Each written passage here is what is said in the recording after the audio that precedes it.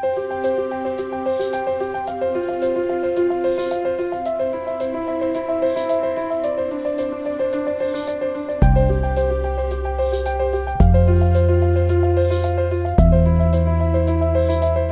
like to introduce Rachael Wass, who's the CEO of Meaningful Ageing Australia, an innovative membership-based organisation dedicated to the social, emotional and spiritual well-being of older people.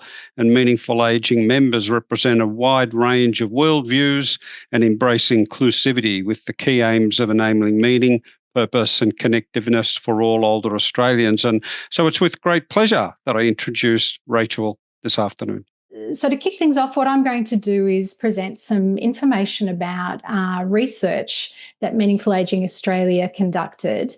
And the report is called Living Longer, Thriving Together, Importance of Connection in Ageing. Gerald's already explained Meaningful Ageing Australia, obviously peak body for spiritual care, emotional wellbeing.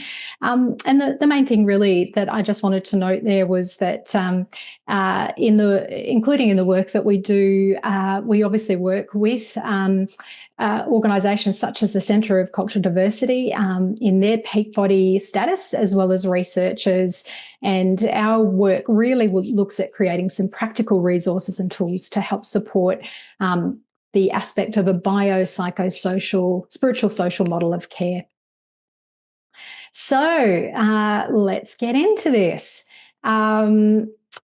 Research suggests that spirituality and emotional well-being has real benefits, including the buffering the effects of stress and building stronger social support systems. So in late 2023, McCrindle Research, a leader in tracking emerging issues and researching social trends, looked at this for us and developed this report, Living Longer, Thriving Together. The report looks at the importance of connection across generations and the relationship to people's sources of meaning, purpose and connection, regardless of their life stage. So 2 in 3 Australians, or 67% of people surveyed, strongly or somewhat strongly agree a healthy community is one with strong intergenerational connections. That's important, isn't it, for today's session? And when survey participants considered what makes a flourishing community, they also said, in fact, 42% said laughing often and having fun together. 40% said feeling seen, known and valued. And 27% said walking the hard times of life together.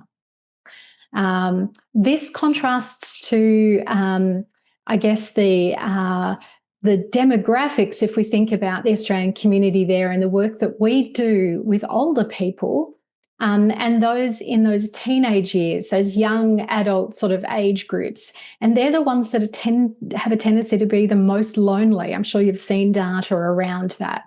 So it makes a lot of sense when we see those programs such as, old age home for 4-year-olds and teenagers, etc., and just the incredible benefits that come. A little bit more about the generation profile. We can see the population group profiles from Gen Alpha through to what's called the builders. Unfortunately, we're not going to have time to deep dive into the characteristics of these profiles today, but suffice to note that over the next 40 years, and we know this, that we'll see a doubling of the subset of baby boomers, that's the 59 to 77-year-olds, and a tripling of the subset of the builders, they're the 78 plus. This is great for all of us in our trajectory of ageing, that our lifespan's actually expanding compared with our grandparents and ancestors. But as this lifespan extends, the definition of family dynamics are also changing from those traditional frameworks.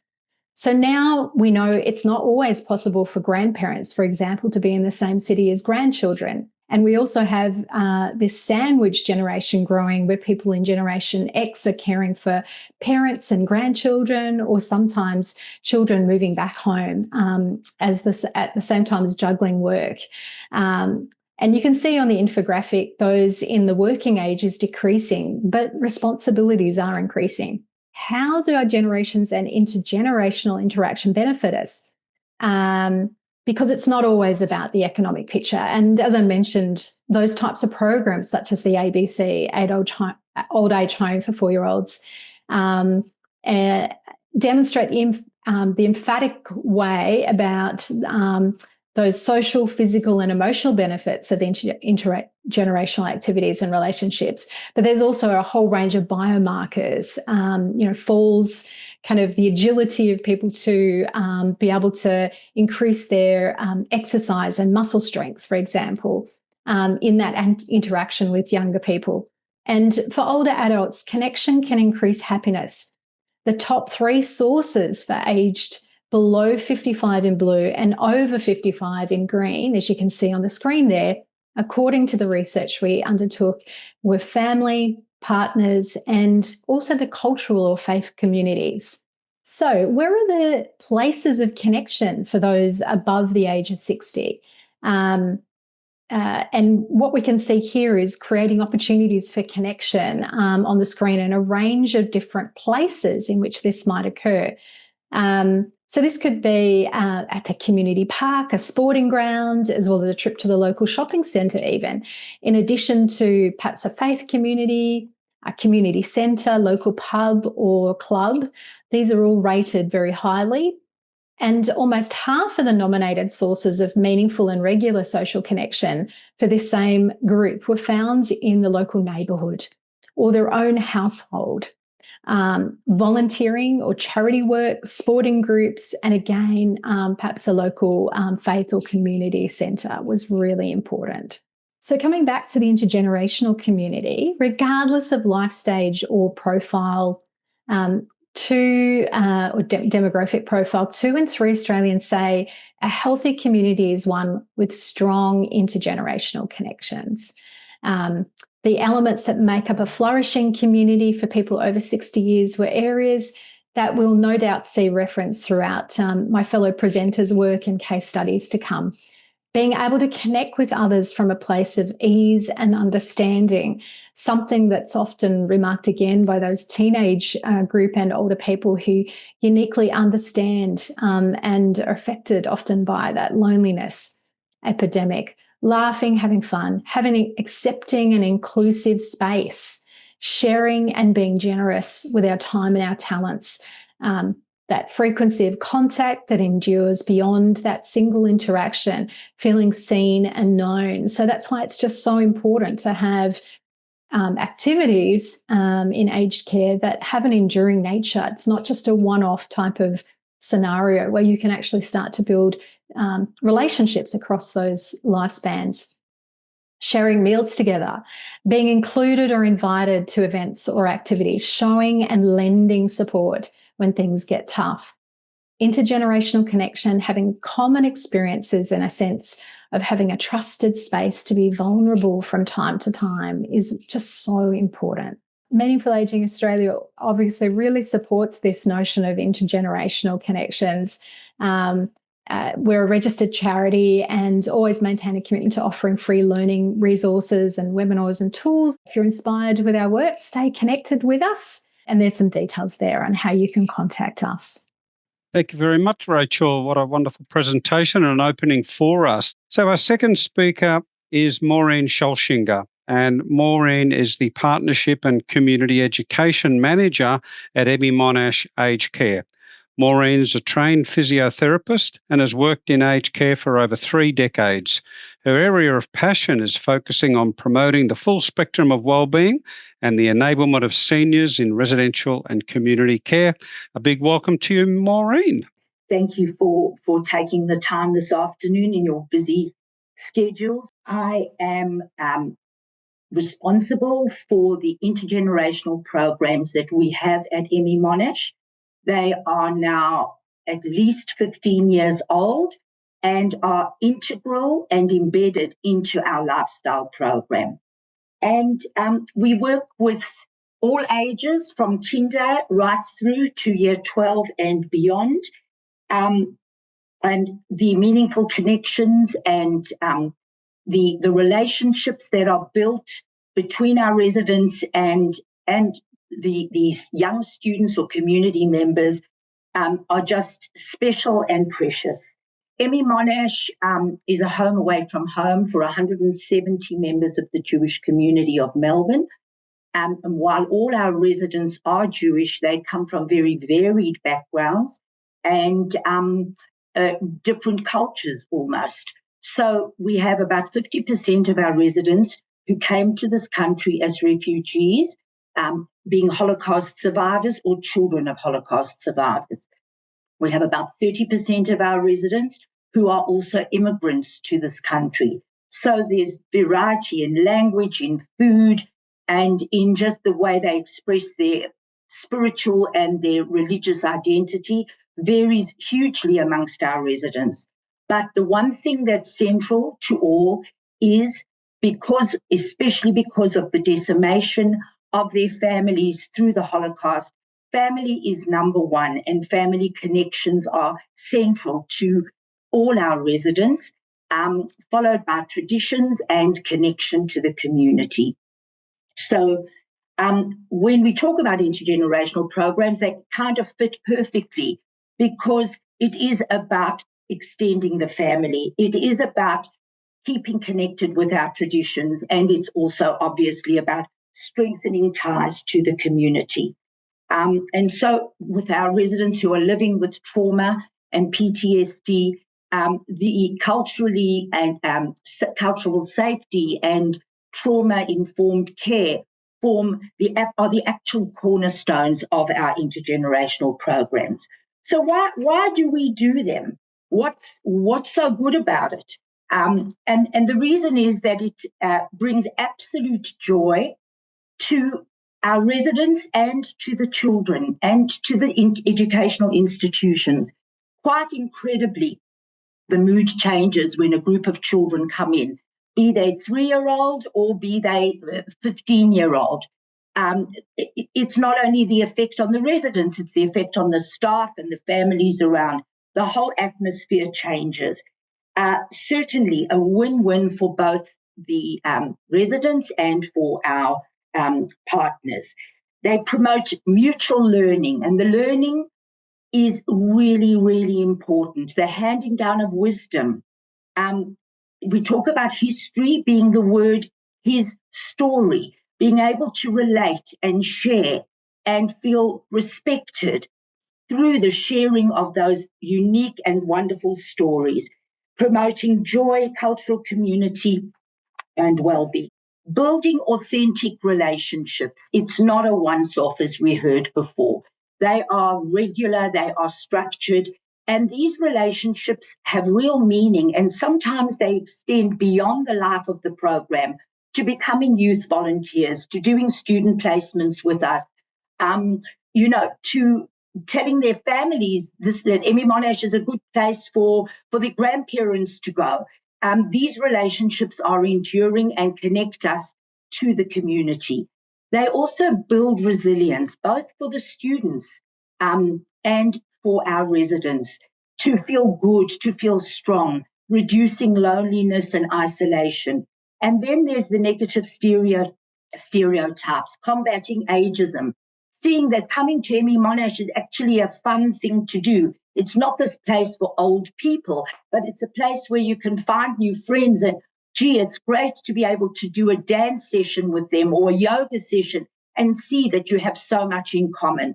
And certainly from our residents' perspective, looking at our the young people of today and getting hope for the future because they see these amazing kids who are interested in them and are going to be good leaders for the future.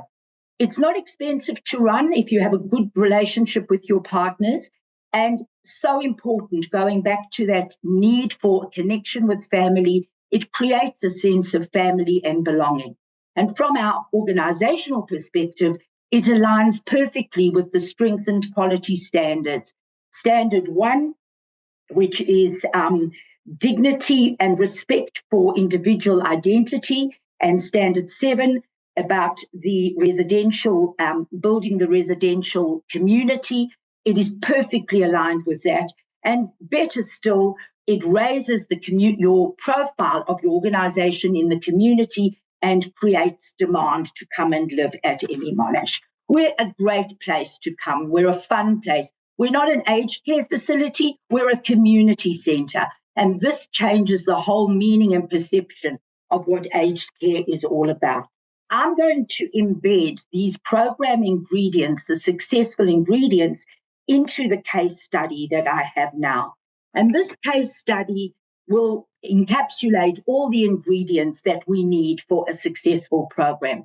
One of our oldest programs is our SAFTA program, SAFTA being the Hebrew word for grandmother. And that has been running for more than 10 years, a partnership that has grown over the time. And we have for each week 3 SAFTAs going to 3 different upper kinder classes of a community kindergarten close by. SAFTA Sula was a Holocaust survivor.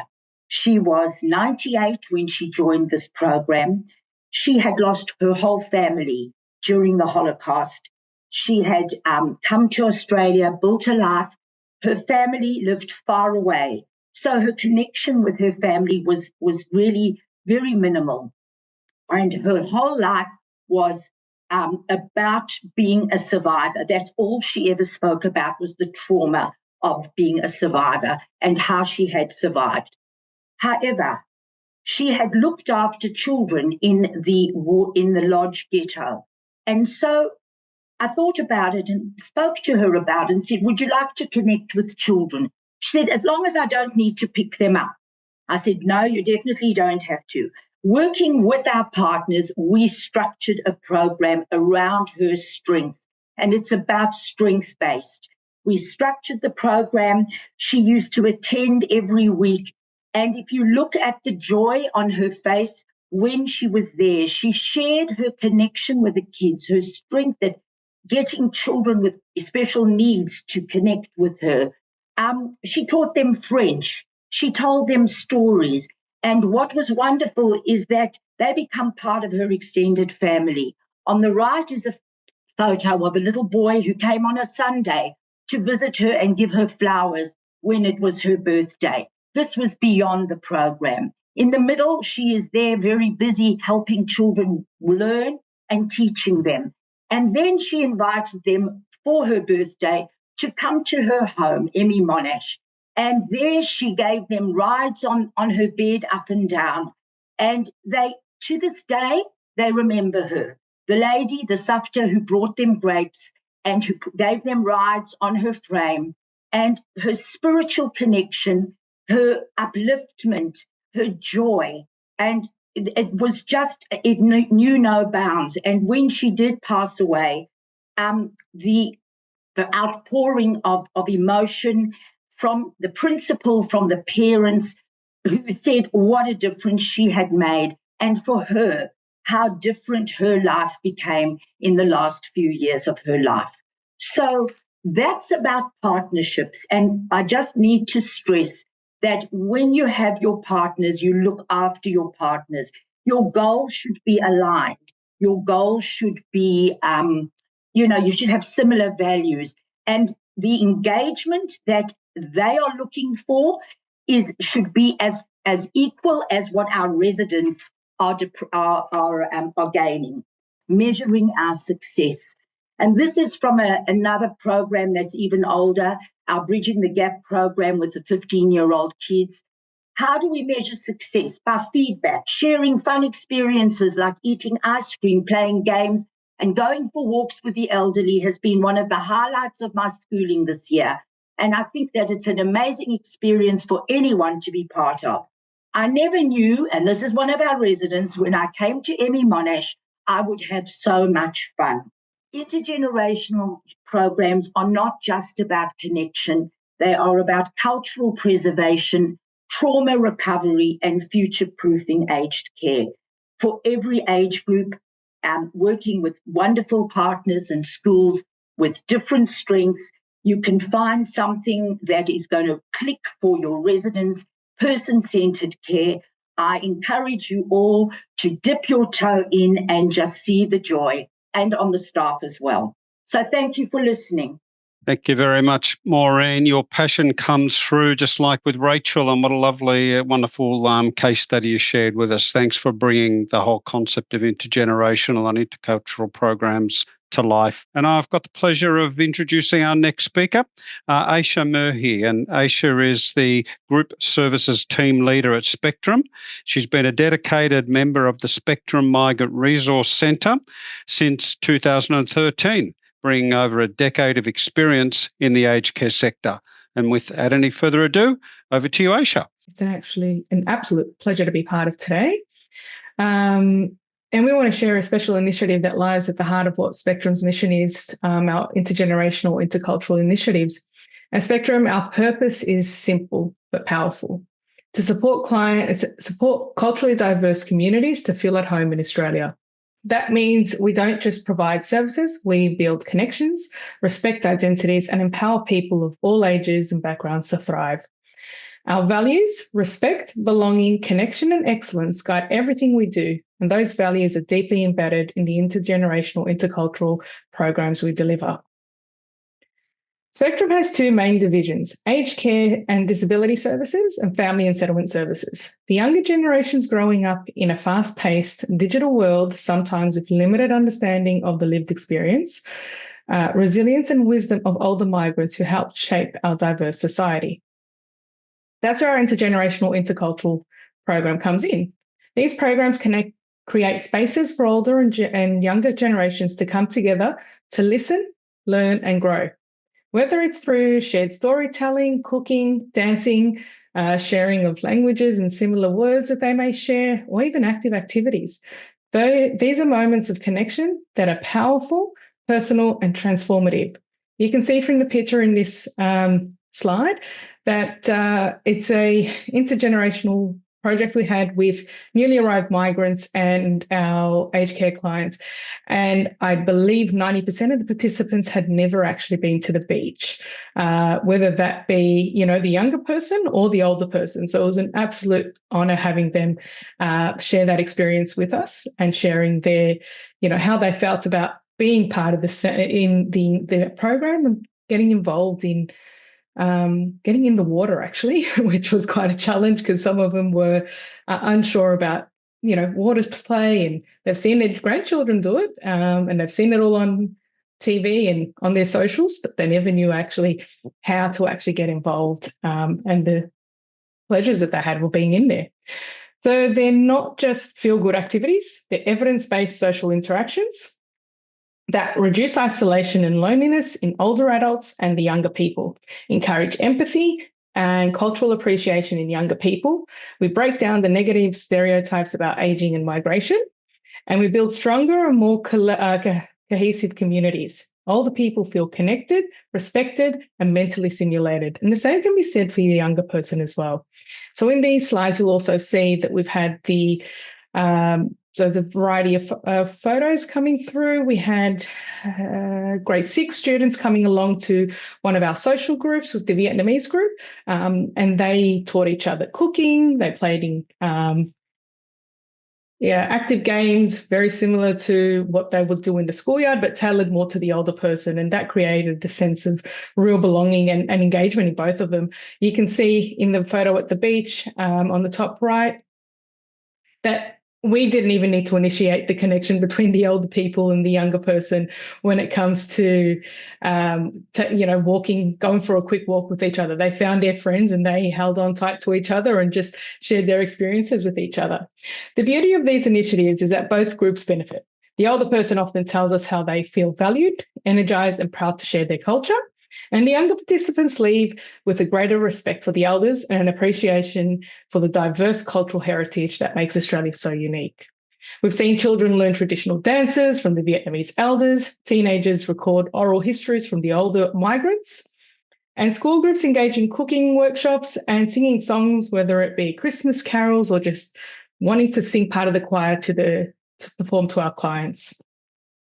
Often trying foods they've never tasted, and hearing stories they'll never forget. So we took the intergenerational group at the beach to a Italian restaurant buffet, And I believe 90% had never had Italian food before. So it was quite, it's something we take for granted, but sharing that experience and initiating that experience for them was something really special.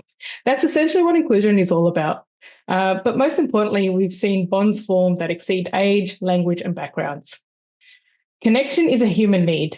For many of the older community members, particularly those from a non-English speaking background, settling in Australia may have meant leaving behind family, their traditions, and a deep sense of belonging.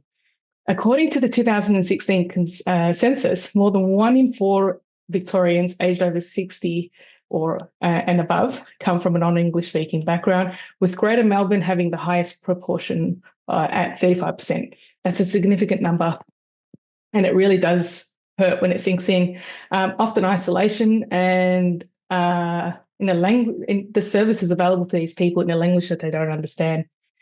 At Spectrum, we believe that everyone, regardless of their age or cultural background, deserves to be seen, heard, and valued. The belief is what drives our work at the aged care team, in community development, in refugee and migrant settlement services. It's what drives this program. It's what drives our organisation. We look towards the future. We know these initiatives are more important than ever because our population is ageing and are becoming more culturally diverse. Building bridges between generations and communities isn't just a good idea, it's essential, and it's ever evolving. So today I invite you to join us, whether you're a partner organisation, a funder, a family member, a community leader, or anyone wanting to give back to the community, whether you need support to continue creating spaces where younger people and older people can connect and understand one another and celebrate the rich cultural mosaic that is Melbourne. Reach out to organisations such as Spectrum, other organisations that are mentioned in today's presentation, or any other organisation you may familiarise yourself with, and just join. All it takes, it doesn't take long, and it's not hard, and it actually makes the world of difference to these older people and to our younger people. You can see in this slide, we actually got the elder clients onto boogie boards, so they actually could try and understand why their grandchildren would want to go into the water and use a boogie board. Once they started understanding how it worked, it was a major. The mindset of the clients was just amazing, and seeing them beaming, you take that for granted most of the time. So it's a really special thing to be a part of. Together we can ensure that no one grows old feeling forgotten, and no younger person grows up disconnected from the people and the cultures that came before them.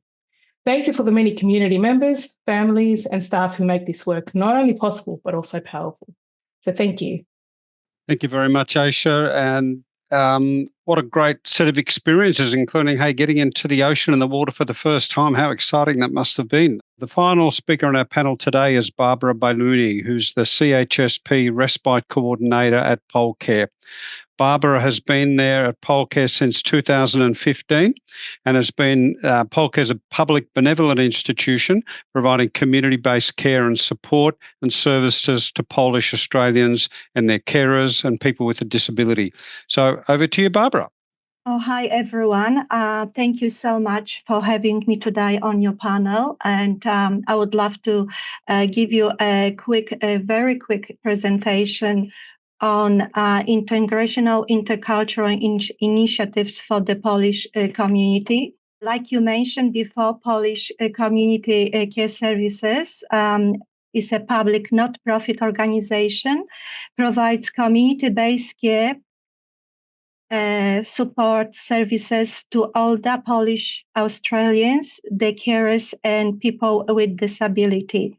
We are very proud as a culturally linguistic diverse community of our bilingual professional trained staff and volunteers who provide linguistically and culturally appropriate community welfare services to address the needs and challenges faced by the Polish community in Victoria. It's very important to understand the Polish community today. I will just mention some demographics with a community. Polish committee is established one with many people arrived to Victoria after World War II, and majority between 1981 and 1990. Like every population, we are aging population. Polish population keeps and is very high on cultural values like traditions, family, a religion, and a language. There are over 62,000 people in Victoria who have Polish ancestries, of which over 14,000 were born in Poland. Almost 25% of Polish population in Victoria are aged 65 and over. Examples of programs we run for our Polish community. We proudly run a home care packages program, a national disability insurance scheme, volunteer programs, including friendly visit program and community visitor program, which is run by a pastoral care. As well, we've got a lot of wonderful services from Commonwealth Home Support program, especially social support groups. We're running at this moment in Melbourne 8 of them, and centre-based respite groups 3 in Melbourne. I would like to mention this year we, in partnership with one of the local citizen centre, running integration program with 3 and 4 year kinder kids. It has come across very successful, and 2 center-based groups every month enjoy meeting a little 3 and 4 years old children. As well, we've got community events happening every year, like Seniors Picnic, Seniors Day, Polish Day at Federation Square, which brings all generations, young and older, across Melbourne. Since 2021, we proudly open and successfully running flexible respite in Crib Point, close to Hastings. As well, last year, we've been very proud to and be able to open a Pole Cafe. It's a small community cafe located in a building where we've got our office, where we serve not just great coffee and have a chat with our elderly and young generation, but we as well have a lovely local community coming there to enjoy a Polish meal and Polish cuisine. We've been introducing every year, collecting lovely recipes, Polish cook recipes, and we put up every year a beautiful, I don't know if you can see, colorful calendar in both languages, in Polish and in English, where we can every client receives that calendar as a Christmas present. Why these initiatives are needed for Polish community? It helps to prevent loneliness and isolation with our seniors. It helps to build up emotional and spiritual well-being, promotes empathy and cohesion, which is supporting each other among growing trends across different generations, older and youth. I would like to give you some benefits for the Polish community. Helps reduce loneliness among seniors, helps to build up the sense of belonging, feeling of being accepted and included and valued. Engage a younger generation who is born, majority of them in Australia, to keep up with Polish heritage, strengthens the identity and resilience of the Polish community. And at least together we remember and together we grow. Thank you very much.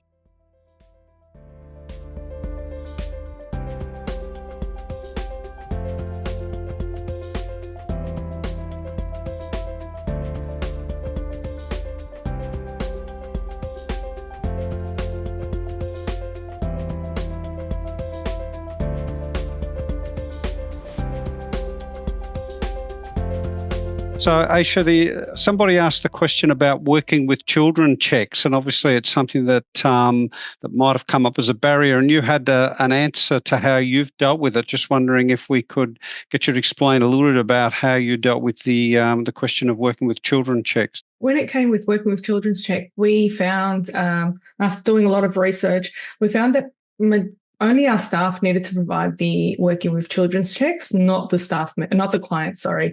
So we also ensured when we were working with schools that teachers were also in attendance for all of our sessions, and that the students were never left alone with the older person. I've never heard that the clients, the older person needing to have a working with children's check, but they may have changed recently, but I highly doubt that it has, to be honest. So as long as all the staff members have a working with children's check, it needs, depending on what the actual service is, if it's a paid program, they need a paid working with children's check, not a volunteer one, which we found was a bit of a barrier. Some of them had volunteer ones, so we had to update them to a paid working with children's check. I note in the chat from earlier, there are people from all different states. So just to clarify, you're talking in relation to Victoria, aren't you, Aiche? Yeah. Yes, that's right. Yeah. There may or may not be different regulations across different places, but thanks for explaining the answer to that question. My next question be to Maureen. You talked a little bit about early on that within the Jewish community, you represented a whole lot of different cultures that make up, the community. I'm just wondering whether, as a result of that, there are any particular challenges that you faced in the work you did across the intercultural, intergenerational activity that linked to different cultural backgrounds. Language would probably be the one, difference, because it depends also on when the migration took place. So, for example, we have Russian-speaking residents who speak very, very little English. We have French-speaking residents. So, but generally they can speak English. Hebrew-speaking residents. What we do then is we look for partners who have those strengths in those areas, and that's how we match them.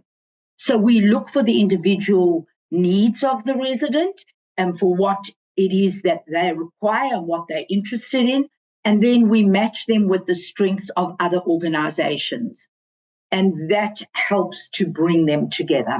Thanks for that. That was going to be my next question. You've already answered it before I even get to it, as you did talk about selecting partners as a critical part of your success. So you've just started to open that. Do you want to tell us a little bit more about that? Getting the right partners obviously is critical to your success.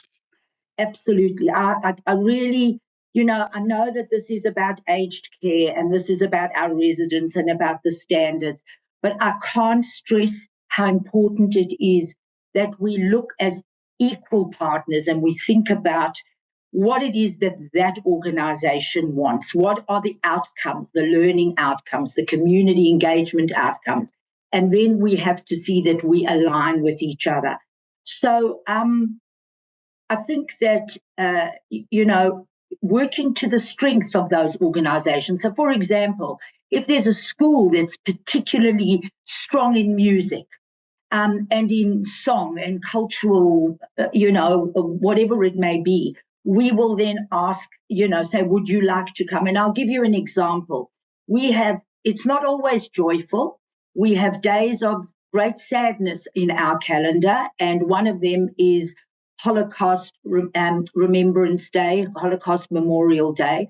It's a very, very solemn day to commemorate the 6 million Jews who were murdered. And so we have a very close relationship with a partner school who are close by, so they can come to every year we have a commemoration, And we have the commemoration during the day so that we can provide support and comfort through our counselling team for anyone who has got any trauma and it's triggered for them anything, that we look after them so that by the time the night comes, they will be okay. And we invite the school that's close by. They come and they, together with the residents, light the candles, but then the children provide the music ensemble. They sing, they do a poem. So they are showing through their connection hope for the future. The future will be strong. These kids have got the same cultural belief in wholesomeness, in community connection, and in the belief in peace and in living in a beautiful country like Australia. And this is the way that we provide that comfort for our residents, but they can also tell their story in a safe place. It may be a sad time, but we always end with children. And the last time, one of the children actually read a poem that he had written himself about like what he would think would it be like for a young person his age to be in a camp. And he wrote it from his own perspective.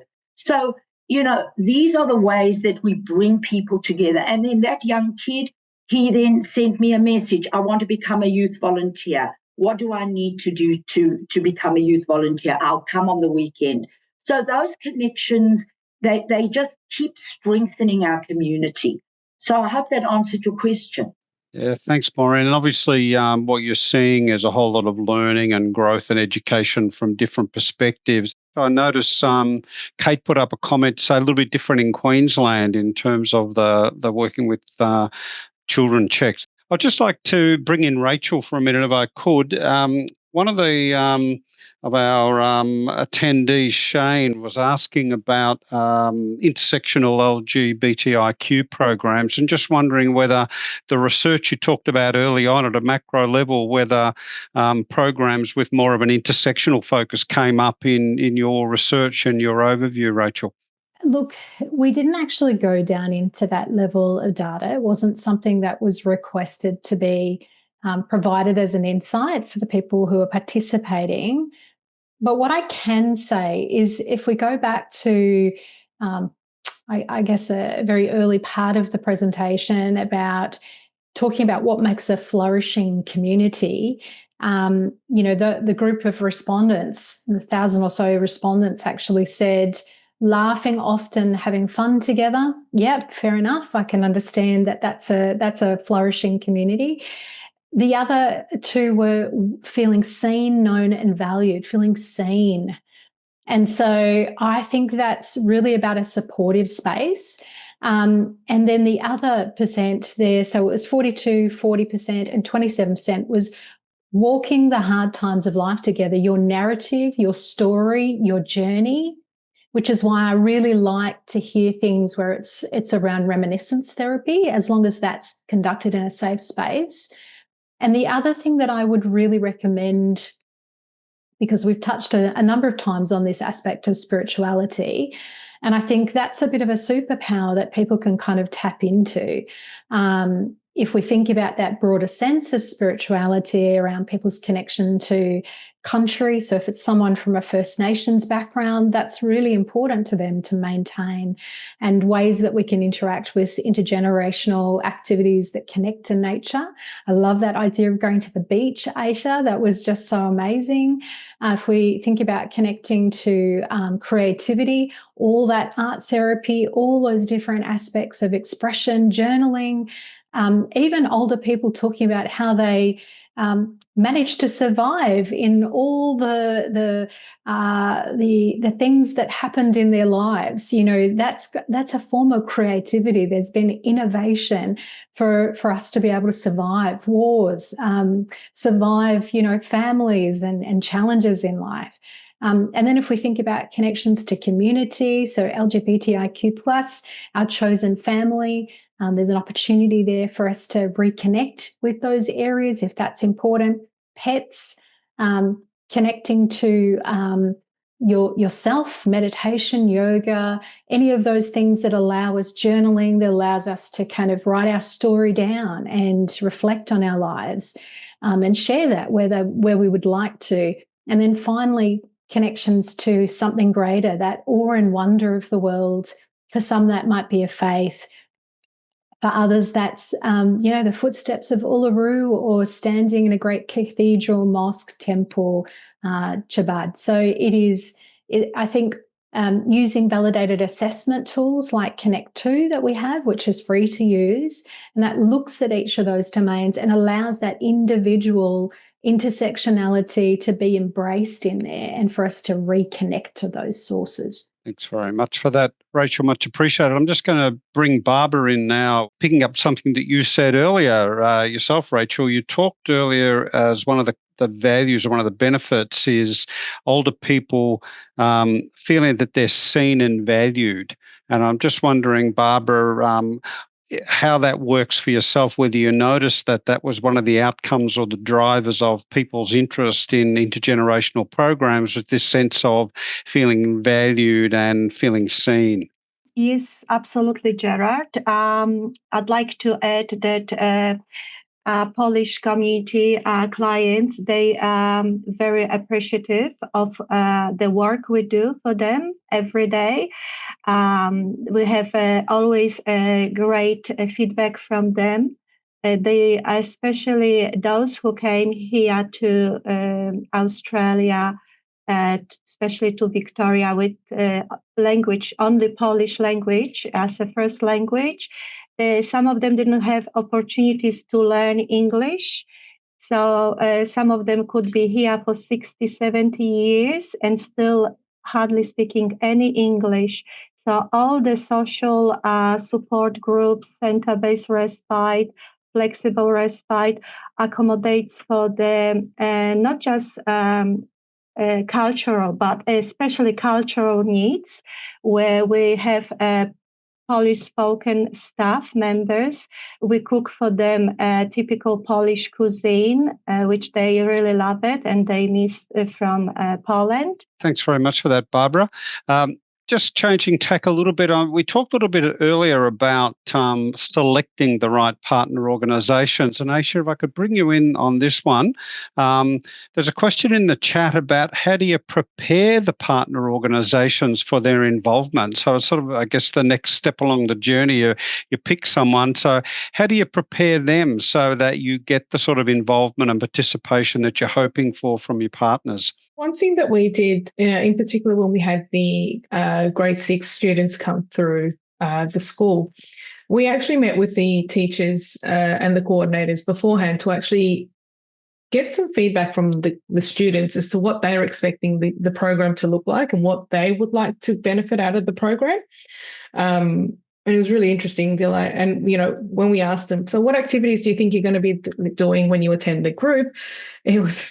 the answers were quite entertaining. We're just going to sit there and listen to stories, or, they're going to tell us about what happened in the old days. We don't know when the old days were. So it was quite entertaining. And then when they came in, like, these old people are cool, they cook and they play games and, which my grandparents were like this as well. So when we actually got them involved in the actual doing of the activities that we would do, we then engaged the students and asked them this, we want you to teach the older person, so buddy up with an older person and try and teach them a skill that they might not know and that you can share, and the same with the older person. So naturally the older person chose to do some cooking, so they were preparing dumplings and the handwork of trying to fold them, which I failed miserably at, but the younger person grabbed that quite quickly.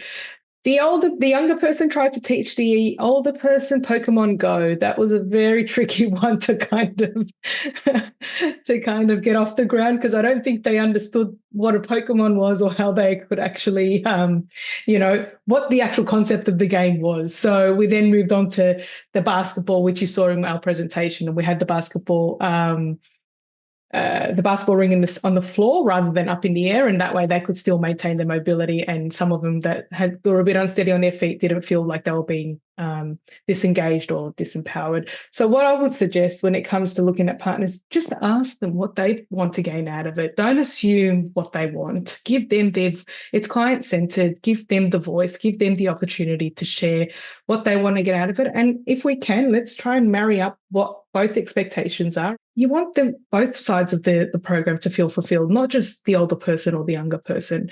Think of yourself in that situation. How would you want to be treated, and what would you want to gain out of it?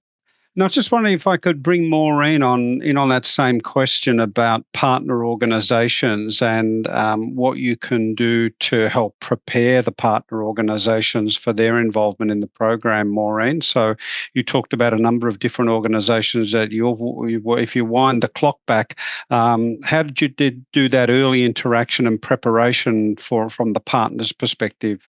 Well, the first thing I do is I invite them to come here.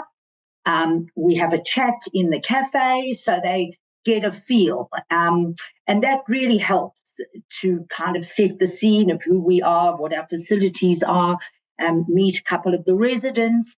And then I actually like to go to the organisation or the school if it's going to be a program over quite a long time, say the whole year.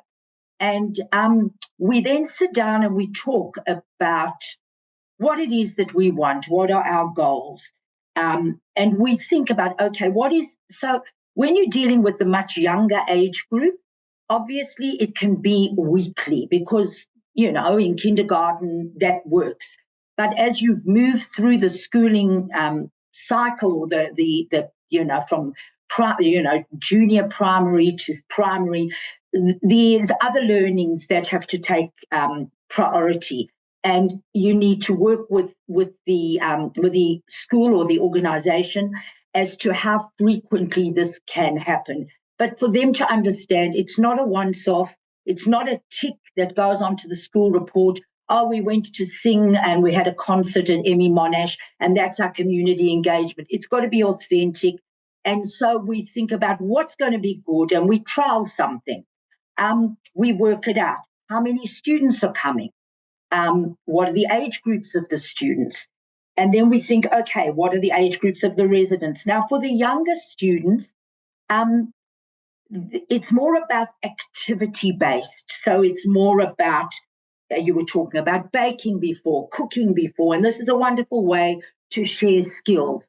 Flower arranging, planting, there's beautiful things that you can do with, not for. And that's what we say to our partners. It's not about our residents being passive and watching. It's gorgeous to watch little kids, but they want to be with the kids. They want to use their strength and show and be part of. So or drawing or art, whatever. So those are the multi-sensory programs that we can have with the younger age groups. And then as they start to mature, and that means the kinds of residents that are going to engage with them. And of course, our residents have choice and have interest, but they must be able to communicate in a way that the children will not feel threatened or intimidated, that they will leave having had a very positive experience and say that was good fun, but that they understand. And the other important thing, the very important thing, is that I prepare the students. Before every school group, whether it lasts a term, we've got some school groups that last for a term every week, others that last for a year every month. I will go to the school or they will come here, depends on the numbers, and we will work out a time and I will explain to them what we are going to do. We have a video, we'll show them something from the years before, but just to introduce them to aged care, to introduce them to our residents, to introduce them to who they are, how the organisation was built, and to say to them, have you ever been into a residential facility? Do you understand why people come and live with us? That it's not a hospital, that it's not a hotel, but it's a home for 170 people. And then I will show them around our facility just so that they feel comfortable. And this sometimes is necessary for the teachers as well, because some people have a very negative view. And that's why we are careful with our residents. When it comes to the older residents at the older age groups, where there's a lot of guided storytelling and sharing, we want the students to be able to engage meaningfully. And so there are some residents that may not be able to do that. And then we will have those residents join other programs, other intergenerational programs. But the residents that can still are usually fantastic ambassadors, and they are great teachers and wisdom sharers and legacy sharers for these older students. And so you see, there was one student, just for an example, she did her whole VCE French cat with this resident who she had met in year 9. She was now in year 12. This resident had such a powerful impact on her that she did her whole French cat, because this lady was French and she used to speak French to her, all about her Holocaust experience. And I was blown away. I didn't realize that she had been coming and visiting every Sunday to get more of her story. So that's what we call like a meaningful, long-lasting connection. And that to me is a sign that the program works, that it was a success. Thanks, Maureen, for opening up that, that longer term. Obviously very meaningful for the young person as well. On behalf of the Centre for Cultural Diversity and Ageing, my thanks for the speakers and the conversation, and for the participation by everybody on this important topic of intergenerational, intercultural initiatives. Have a wonderful afternoon, everybody.